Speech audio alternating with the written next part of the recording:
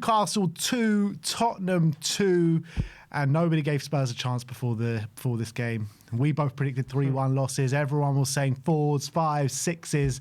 When you saw the starting lineup without Mickey van der Ven there, you're like even fearing even worst of the worst. You're like thinking, what is going to happen in this game? And you know what? A lot of the general play was a lot of the same frustrations which we've been having all season. I think Newcastle, you got to say they were probably the better team on the day. Well, most definitely the better team on the day. But it was a snatch and grab point at the end of the day. But I think the biggest talking point is always going to be that penalty, because the game finishes 2-2. Newcastle get a penalty to go 2-1 up right at the death, and you're thinking, just in my opinion, that was not a penalty. And I think that should be and is going to be the biggest talking point of the game, because it's a massive turning point in the game. Obviously, Spurs equalise through Cuti Romero, and then they go up the other end in the latter stage of the game.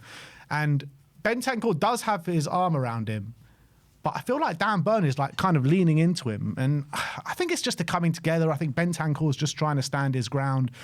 I don't think the referee, the VAR should be instructing the referee to go and have a look at that. I think it's an absolute disgrace of a decision, to be honest.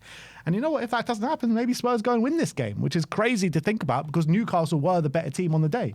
Yeah, I think for me, the penalty is a disgrace that VAR got involved. How many times do we see that kind of thing happen in the box and it just gets left to the referee on the pitch and it goes unpunished?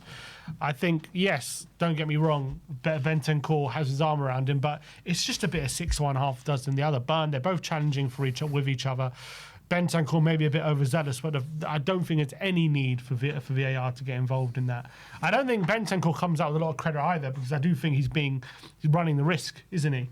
I think he's risking it with his actions. But he gives the referee a decision to make. But VAR, look, you should stick with the on-field decision. It doesn't meet the threshold of a VAR penalty. I think it's a bit of a disgrace of it, because if VAR are calling that, I think every corner they're going to be calling something. So I just hate it. They're nitpicking. They're deciding this one is, and then the other ones they ignore. Yeah, but I'm looking at it, and to me, it looked like more of a foul from Burn on Bentancur than the other way. Like, seriously, he's leaning into him. He's like, Burn has also got his hands all over Bentancur, by the way. It wasn't just one way that Bentancur had a one arm round Burn. I think it's just a bit of a disgrace of a decision, but it's a bunch of nonsense. Yeah, in terms of the way Spurs played, it was more of the same in the first half, asking Kudus to do God's work.